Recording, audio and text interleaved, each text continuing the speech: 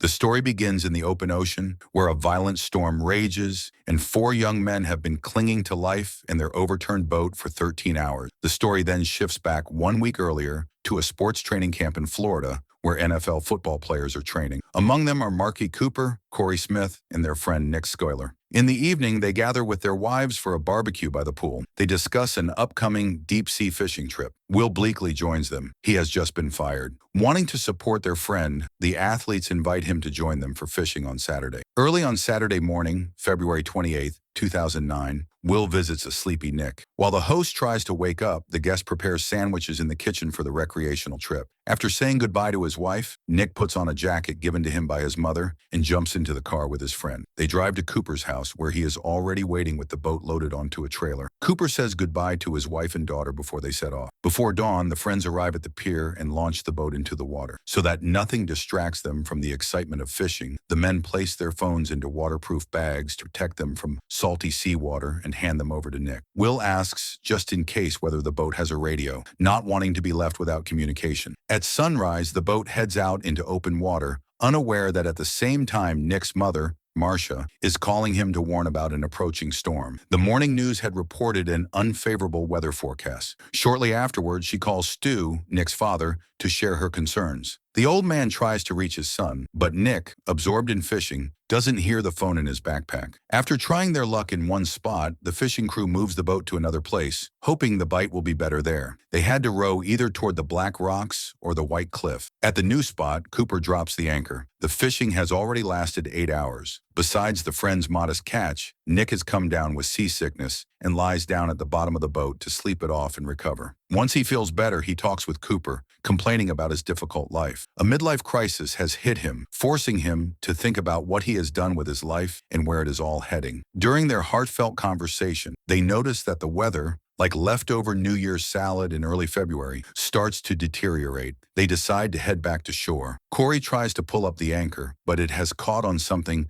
metallic on the seabed and won't come free. Thinking the problem can be solved with brute force, the other fishermen join in pulling the rope, but to no avail. The sea proves stronger. Cooper decides to use his ingenuity. After securing the rope, he starts the boat's engine, letting mechanics do the work instead of muscle. However, the result exceeds expectations. Unable to free the anchor, the boat suddenly rears up and, helped by a large incoming wave, flips upside down. The unfortunate fishermen end up in the sea, bobbing around like giant floats for enormous fishing rods. Realizing the situation has taken a dangerous turn, they grab onto the overturned boat, which stays afloat thanks to its design. They try to rock the vessel so that inertia might return it to its normal position, but they fail again. Without a point of leverage, even athletes are powerless. Cooper realizes that the anchor rope is holding the boat in place. To get rid of the obstacle, he dives into the water and finds the rope, returning with it to his friends. The football player tries to cut the anchor line away from the propeller, while the others keep him afloat. This time, the plan succeeds completely. Back on land, Nick's wife Paula sees a report about the approaching hurricane and calls her husband to make sure he's okay, but reaches voicemail. By evening, as darkness falls and the weather worsens, the friends have already spent 5 hours in the open sea without a boat. Realizing that sooner or later the overturned vessel will sink, the men decide to retrieve the life jackets from storage. To do this, Cooper undresses so his wet clothes won't restrict his movement and dives beneath the hull. While he is underwater, the boat sinks a little, beginning to go down. Cooper surfaces with one life jacket. Will dives next and brings up another. Cooper dives for a third, after which it's Corey's turn, but he comes back empty-handed. The supplies are exhausted. At that moment, the shipwrecked men notice the lights of a ship in the distance. Their shouts fail to attract attention. Nick fires a flare, but the departing vessel does not notice the faint light in the darkness. Their next chance at rescue lies in the phones stored in waterproof bags. Maybe they can catch a signal and call for help. Nick, holding a burning flare, dives into the water to retrieve the backpack with their belongings from the compartment. Climbing onto the boat's hull, the fishermen take the phones out of the bags, but there is no signal in the open sea. At that moment, they are hit by a passing wave. On shore, a worried Paula calls Marcia. Both women are troubled by the fact that Nick still hasn't returned despite the worsening weather. On top of that, a police patrol finds Cooper's pickup truck with the boat trailer, logically concluding that someone went out to sea and did not return. The information is passed to the Coast Guard, where Captain Timothy Close takes control of the situation. Washed away by the wave, the friends swim back to the boat's hull, briefly rejoicing that the rain has finally stopped. But But their relief is short-lived. The weather drives a massive wave toward them, once again separating the friends from the boat.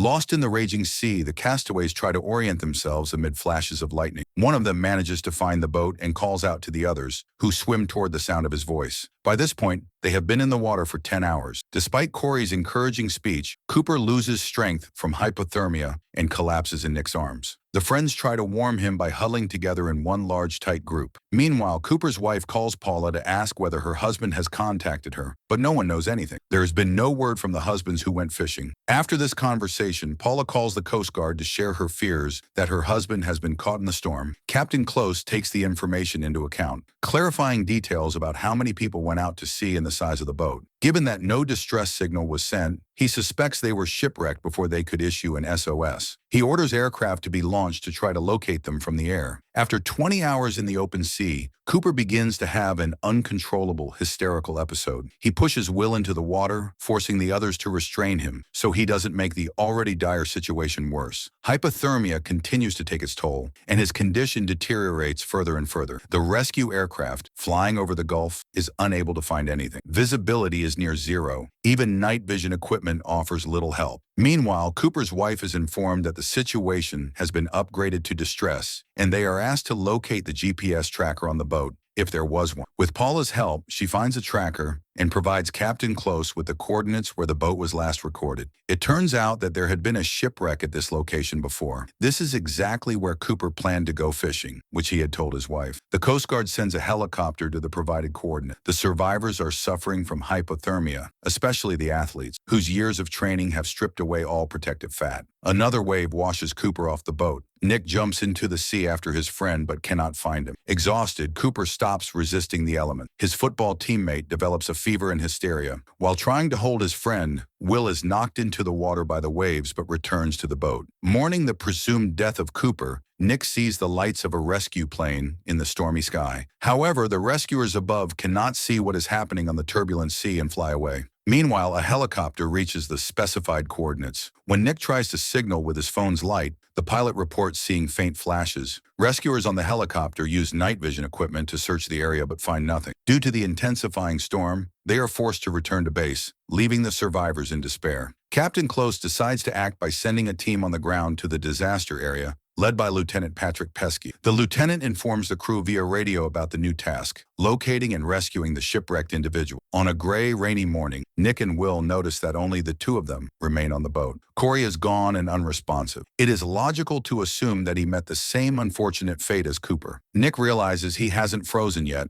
because he is wearing the jacket his mother gave him and suggests that his companion should do the same. At this time, curious sharks approach the boat, causing the men to panic even more. The triangular fins circle carefully around the survivors, subtly reminding them that fishing is unpredictable. Today you catch fish, tomorrow the fish catch you. Perhaps the sharks were attracted to the carefully packed sandwiches that had fallen from the bag and now float around the sinking boat.